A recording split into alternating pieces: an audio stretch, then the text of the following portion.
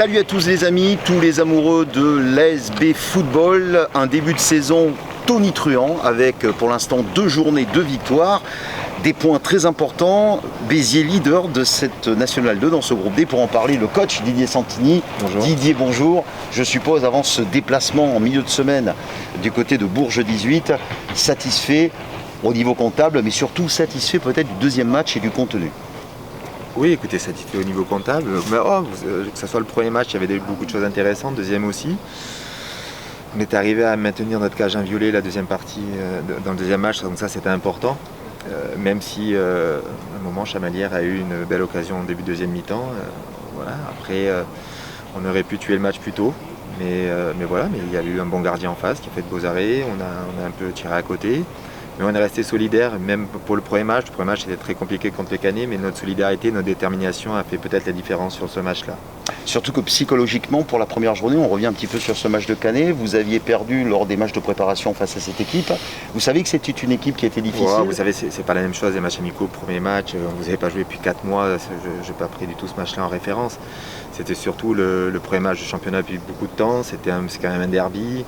Il y a quand même beaucoup d'appréhension de jouer ces premiers matchs de championnat. On est plus habitué quand vous jouez, vous savez, pendant 5-6 mois sans jouer, et puis les matchs amicaux, ça ne reflète pas du tout le football.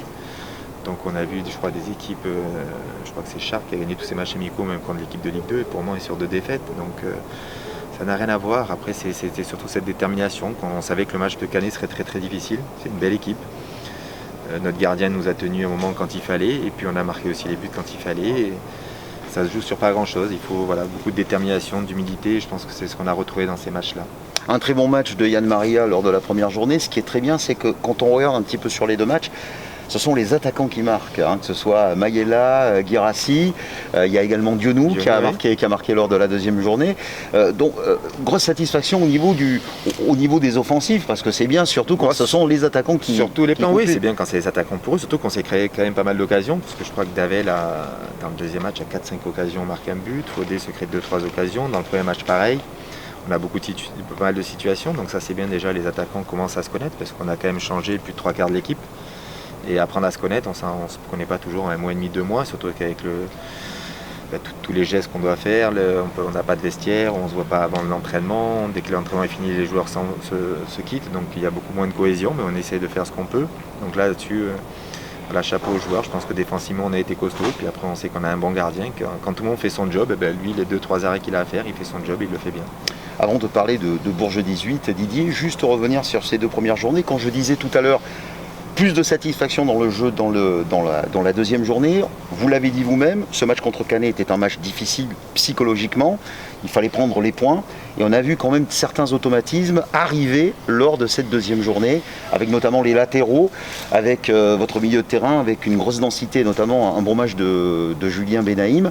C'est un petit peu ça que je voulais souligner. Oui, écoutez, on a joué tous les matchs amicaux avec un milieu de terrain différent. Malheureusement, Yanis Garbi, lui, s'est blessé tout au début, donc il reprend, ça va être un joueur important. Et Christopher Makengo, lui, a joué tous les matchs, sauf le dernier.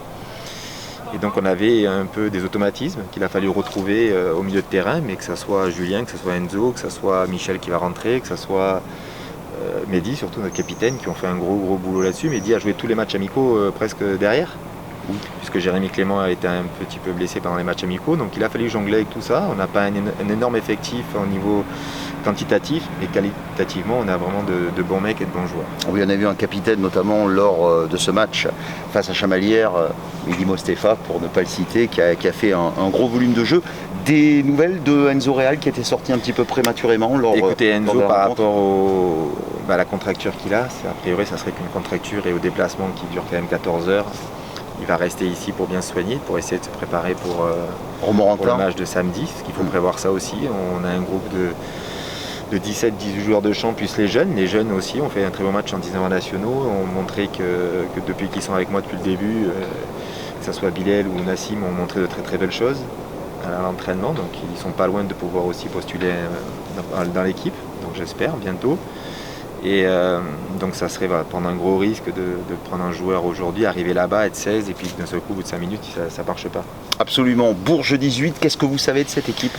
Pas grand chose. Et honnêtement, à part les journaux que j'ai eu là-bas, des petits bruits comme Chamalières, voilà, c'est difficile, on n'a pas de vidéo. Il y avait des gens qui devaient venir filmer tous les matchs. Pour le moment, ça n'est pas fait par la FFF, donc on n'a pas de match, on n'a pas de compte rendu vidéo. Donc écoutez, plan B, on écoute, on lit les journaux, on voit un petit peu. Ils ont fait la première journée, ils n'ont pas joué contre le Puy, il y avait Covid. Deuxième journée, ils ont perdu 3-0 contre les Herbiers aux Herbiers, une équipe qui n'est pas facile à jouer. Donc vous savez, le premier match, on aurait pu gagner 3-0, on a la balle de 3-0.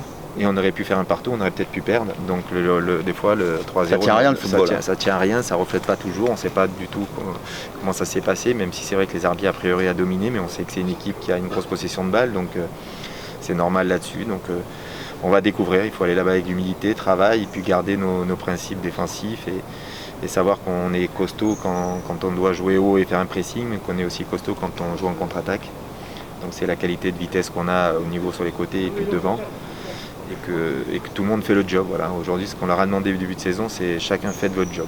Et je pense qu'aujourd'hui, on l'a vu la semaine dernière, les attaquants ont fait le job, les milieux, les défenseurs sur les côtés, que ce soit Jérémy ou Hugo, étaient monstrueux défensivement, les centraux ont vraiment bien pris, et puis notre gardien, sur les 2-3 arrêts qu'il doit faire, il est tout le temps là, donc on va continuer, j'espère, comme ça. Et quand on a les 2 victoires, forcément, ça va beaucoup mieux. Bourges 18, ça se joue ce mercredi, 3e journée de ce groupe D du championnat de France de National 2. Les Biterrois qui veulent continuer, on dit Didier, jamais 203, on l'espère.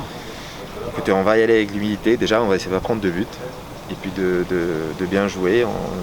3 matchs en une semaine, c'était jamais arrivé en N2, donc il faut le Covid pour que ça arrive, on ne sait pas pourquoi. Mais on y va avec beaucoup d'envie, beaucoup de plaisir, de détermination, mais il faudra être très rigoureux et ne pas croire parce qu'ils n'ont pas pris de points pour le moment que ça va être facile, ça va être très très difficile.